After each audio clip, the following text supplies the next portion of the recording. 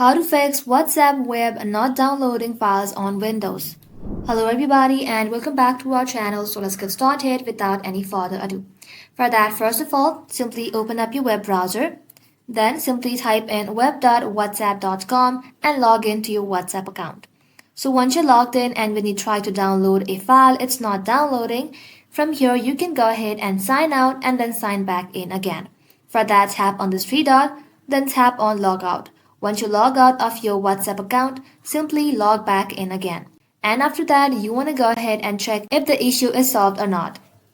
If not, the next step would be to simply tap on this three dot, then tap on history again. And from here, go ahead and tap on delete browsing data. Once the data has been deleted, simply restart your web browser. So go ahead and close it and then open it up. Once you're done, the next step would be to simply go ahead and check if you are connected to your internet or not. And make sure that you're connected to your internet properly. Once all of this is done, you want to go ahead and give your PC a good restart. So tap on the start icon, then tap on this power icon. From here, simply tap on restart or shutdown. Once you do that, your problem should definitely be fixed.